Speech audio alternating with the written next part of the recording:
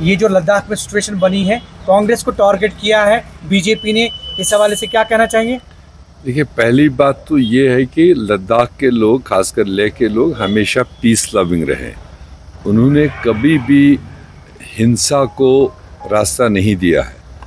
मगर ये जो इंसिडेंट 2 दिन पहले हुआ है, ये दुनिया जानता है कि वहाँ पर एक अच्छा खासा जो एक्टिविस्ट ग्रुप था वो अनशन पर था। जो उनकी 6 साल से डिमांड्स है, उन डिमांड्स को दिल्ली को सुनवाने के लिए अनशन पर थे। और उसमें से कोई 2 लोगों की तबीयत ज़बरदस्त ख़राब हुई है, वो बिगड़ गई है। उसके बाद उन 2 लोगों की तबीयत को देखकर उनको हॉस्पिटल पहुंचाते पहुंचाते अवाम में ये, खासकर यूथ्स और स्टूडेंट्स में ये काफ़ी वो सिंपैथी बढ़ गई। तो वो सड़कों पर उतर आए। उनने गवर्नमेंट को मतलब अपनी डिमांड को हाईलाइट करने के लिए किया। और मेरे ख्याल से ऐसी कोई नौबत नहीं थी कि पुलिस को रिटेलिएट करने की ज़रूरत पड़ती, फायरिंग करने की ज़रूरत पड़ती। आज तक कोई ऐसा इंसिडेंट, कोई ऐसा माहौल वहाँ बना ही नहीं। ये बेहतर तरीके से भी डील किया जा सकता था। और ऐसे में जो भी 4 लोगों की जान चली गई और 50 से ज़्यादा ज़ख्मी है, उसके बाद में पूरे लेह खत्ते में थोड़ा सा मतलब परेशानी है।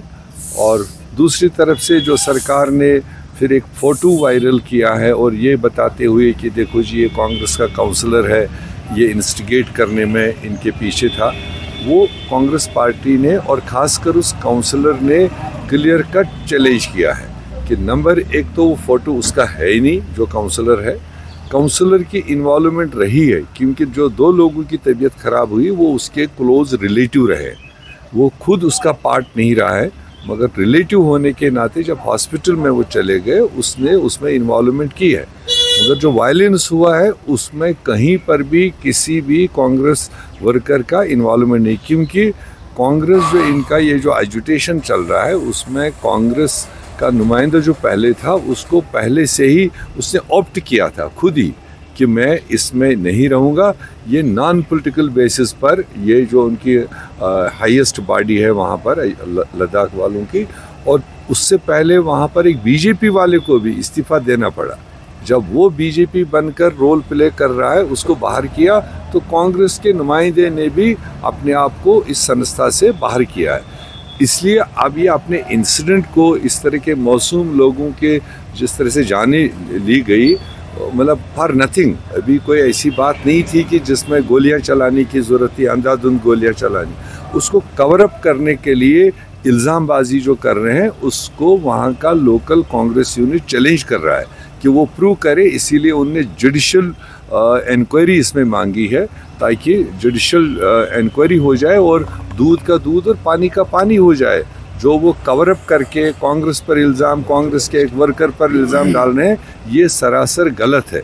बल्कि सरकार ने मिस हैंडल किया है, वहाँ की सरकार ने ये सारे एपिसोड को, उसकी जिम्मेदारी उनको लेनी पड़ेगी। ये बताइए कि जो फॉरेन फंडिंग को लेकर उसके ऊपर जो है कदगन लगाई गई है, उसको कांग्रेस कैसे देखती है? देखिए, ये तो सोनम वांगचुक को फॉरेन फंडिंग के लिए परमिशन भी एनडीए सरकार ने ही दिया, यूनियन होम मिनिस्ट्री ने दिया है। और अब इस एपिसोड के बाद में, जबकि उसने खुद कहा, उसने अपील किया कि मुझे अरेस्ट करने से हो सकता है इस खत्ते में सिचुएशन ख़राब हो, मुझे खुला छोड़ने से, क्योंकि मैंने कभी हिंसा को मतलब प्रायोरिटी नहीं दी है, हमने पीसफुल तरीके से अपनी डिमांड उसको रखा है। अब ऐसे में चट भी मेरी और पट भी मेरी, उन्होंने ही परमिशन दिया भी है फॉरेन फंडिंग के लिए, और आज उस फॉरेन फंडिंग को बंद करके ऐसा शो कर रहे हैं कि जैसे पिछली सरकार ने अलाउ किया था और हमने बंद कर दिया। तो ये उनकी मिसहैंडलिंग है टोटल, लेह सिचुएशन को, लद्दाख सिचुएशन को टोटल मिसहैंडलिंग है। बेसिकली पूरा खित्ता वहाँ चाहता था कि अगर हमें यूटी मिला है, हमें पॉलिटिकली एम्पावरमेंट मिलनी चाहिए, हमें यूटी विद असेंबली चाहिए, हम अपने फैसले खुद कर सकें। वरना वहाँ का जो लद्दाख में पहले कश्मीरियों के ख़िलाफ़, जम्मू के ख़िलाफ़ आवाज़ रहती थी, अब तो पूरे हिंदुस्तान भर के लोग, यूटी बनने के बाद उनके लेफ्टिनेंट गवर्नर्स ने, दिल्ली के आकाओं ने, पूरे हिंदुस्तान भर के लोग वहाँ भर लिए हैं जो उनकी ज़मीन है उस पर कब्ज़ा कर रहे हैं, जो उनके मतलब वहाँ पर कल्चरली जो उनकी एक प्रोटेक्शन थी उसमें इरोजन हो रहा है, उसको लेकर पूरा लद्दाख इस वक्त यूनाइट है कि हम हर हालत में यूटी विद असेंबली चाहिए और हमें 6 शेड्यूल में इनकॉर्पोरेशन